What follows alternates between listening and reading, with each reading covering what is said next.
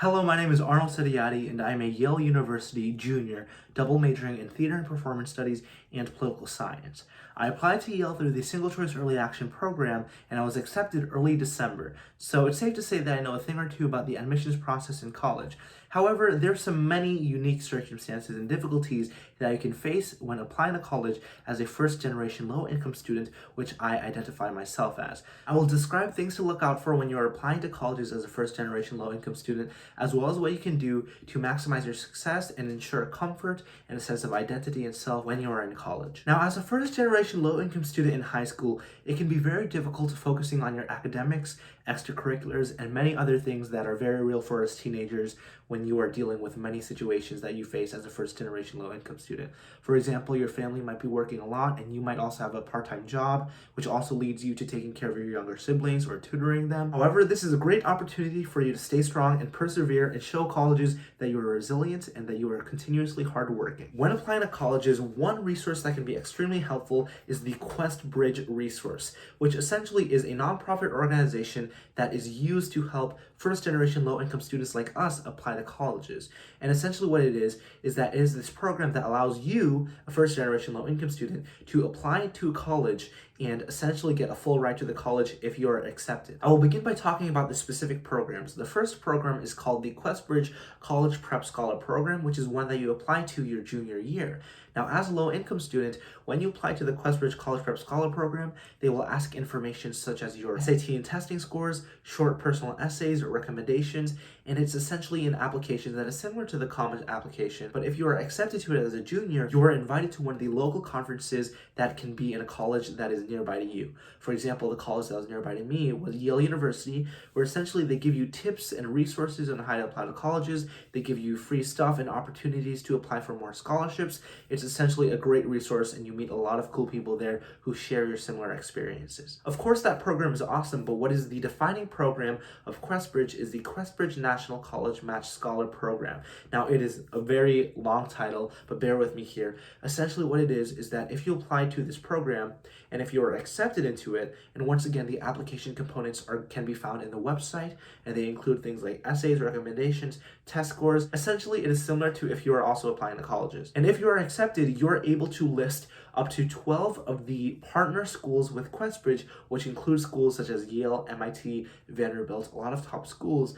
And the school that you are accepted to that is on the highest of the list, they will give you a full ride through QuestBridge and you'll be titled a QuestBridge Scholar. This is amazing because essentially you get to go to school for free. And QuestBridge not only does that, but if you are accepted into QuestBridge, you are always considered a QuestBridge Scholar, and they give you weekly emails which provide you with resources on seminars, for example, on how to manage your finances or career advice, and you essentially have an amazing networking group with students with similar interests and fields and backgrounds who can help you out when you are applying to colleges, when you are looking for jobs, or when you just need emotional and mental support. And one of the main advantages of the QuestBridge National College Match Finalist Program is that once you are accepted, or if you are accepted as a finalist for that program, you can apply to those colleges using this specific QuestBridge application, which does a great job of highlighting specific things that us first-generation low-income students tend to face. For example, in the Common application, the questions are very general and vague, but in QuestBridge, they give specific opportunities for you to specifically outline the struggles you faced, the adversity you faced.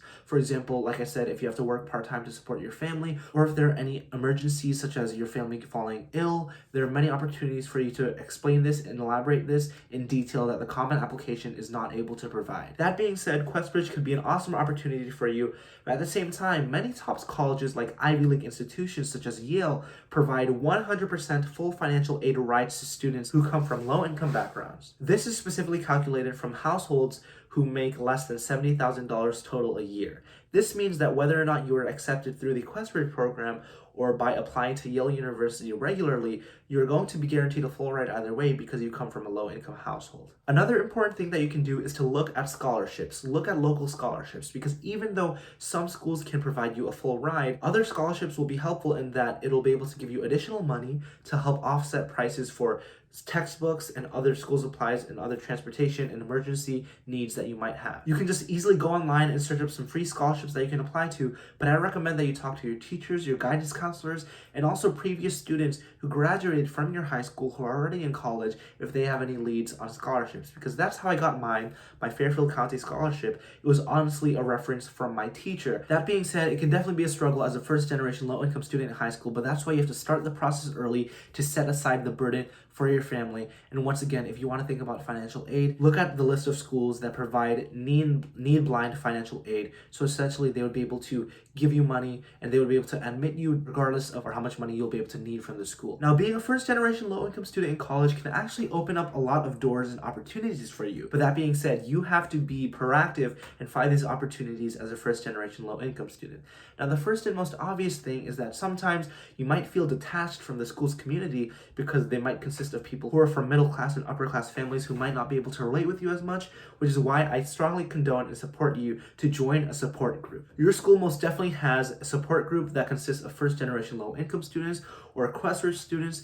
Join them as you're able to learn a lot from them and you're able to become comfortable with people with similar experiences who can help provide you with resources and emotional support whenever you need. That way you can feel more comfortable, you can feel more at home and in your own skin, because once again, these people know you, they know your stories, and they can sympathize with you and be there for you when struggles happen. One important thing that you can do in college is to contact your college dean for resources. This is truly important because your college dean should be able to provide you with resources and information on how to support first-generation low-income students, because all colleges, I'm pretty sure, have a diverse student body from varying incomes, and they should be able to have specific programs that can help you if you have any struggles. For example, personally, when I had to stay at Yale over the breaks, over spring break and winter break, I was able to contact my dean and contact Yale for free housing and free food specifically over the breaks. Another thing that you can do is that textbooks can get pretty expensive, which is why I strongly recommend that you look online to your local school's group. For example, Yale has a group called Free and for Sale, where essentially students just trade or give free textbooks or products, or even sell them at a very cheap price. So for example, if I need a book for Chinese 2 next semester, if I go on this website, I could find a friend or somebody who is selling the book at a very cheap price. Furthermore, there are many free websites online where you can find the PDFs for free, and you could also rent them at your library, check your library, and also check any systems that your school has that can help provide these textbooks for free. Yale also, for example, has the Yale Safety Net, which is essentially a program for low-income students where if there are any specific emergencies that happen, Yale will be able to provide funding. For example, I remember my friend, he came from Bangladesh, and he's a low-income student, and Bangladesh usually has very, very hot weather. And because he came to New Haven at Yale, where the weather was very cold, they essentially gave him up to $500 to purchase warm clothing and jackets to keep him warm during the winter. Every college essentially has their own version of this. Just make sure that you contact people and you take advantage of this opportunity. Furthermore, colleges such as Yale University provide great opportunities to condone me and help me in studying abroad. For example, my first year summer, I was able to use the International Summer Award, which is essentially an award that Yale gives to all low-income students to get a full ride, to get a full stipend to study abroad in any country of their choice. But the program has to be Yale approved. In my case, as a theater and performance studies major, I went to Bath, England for the Advanced Studies in England program to get 2 theater studies credits for my classes, which applied to my major, and 2 of those classes were acting British style and British theater history. It essentially gave me free money to go to England over my summer for 2 months where I studied abroad, met new friends, and developed the craft. Furthermore, there are fellowships and grants like the Light Fellowship, which you apply to, and if accepted to, which is pretty competitive, they give you a free full ride to study abroad in any East Asian country to learn the language, and you can learn and use that language for language credit at Yale University. For example, I wanted to study Chinese, and I was blessed with it, but because of the pandemic, I wasn't actually able to go to China, but instead I got a full ride for an online Middlebury Language School program where I learned Chinese. Lastly, there's also the Domestic Summer Award, where essentially Yale gives you up to $4,000 to work at any nonprofit organization or anything where you don't get paid in America, and they give you money for free.